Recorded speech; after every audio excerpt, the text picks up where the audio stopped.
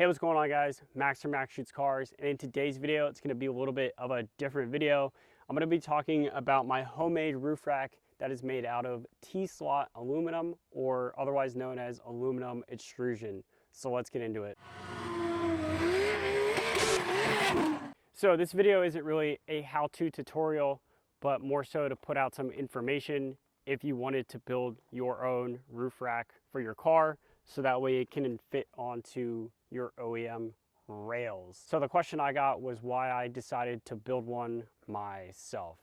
I was looking at the front runner rack for my Volkswagen Alltrack, and at a total price of over $1,000, I just could not justify spending that much money on a roof rack that I could build myself. The total price for this roof rack was around $200, and you can buy everything on Amazon to build it. So the way how I made my roof rack is a little bit different than other people's. My rack mounts directly to the OEM rails. I did not want to have to deal with taking off the headliner, taking off the factory rails. The Mark 7 chassis that my car is based off of is notorious for leaking roofs. In fact, my car already has a leak in the roof from the factory rails already. So removing the rails, I didn't want to have to deal with any more water getting in and the headaches that come with this. So the way how I actually made the roof rack attached to my factory rails is I took some existing aero bars that I had already, and I took off the aero bars, and they came with these little feet.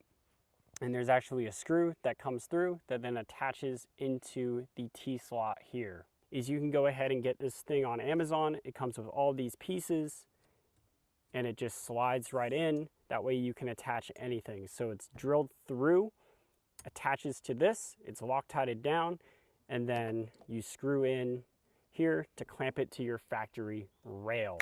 So this is a perfect solution if you don't want to take apart your factory rails.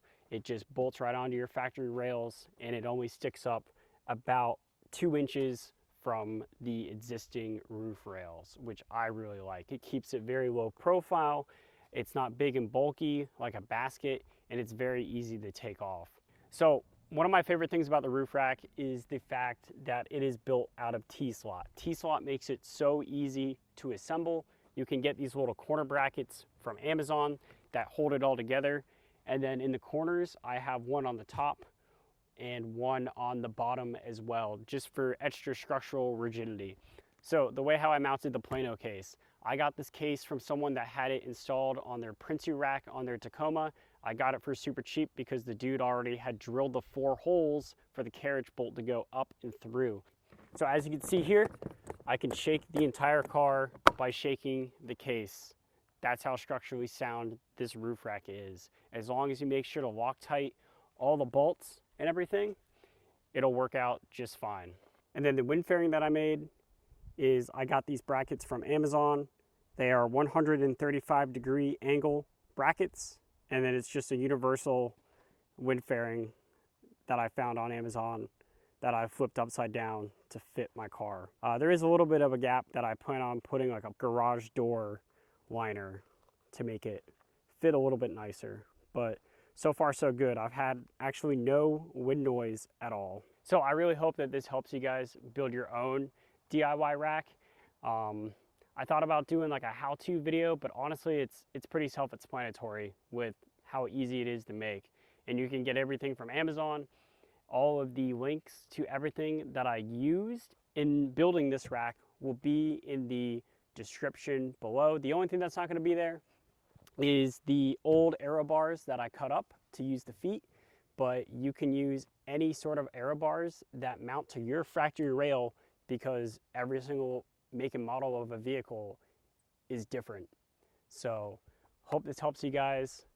Catch you guys next time.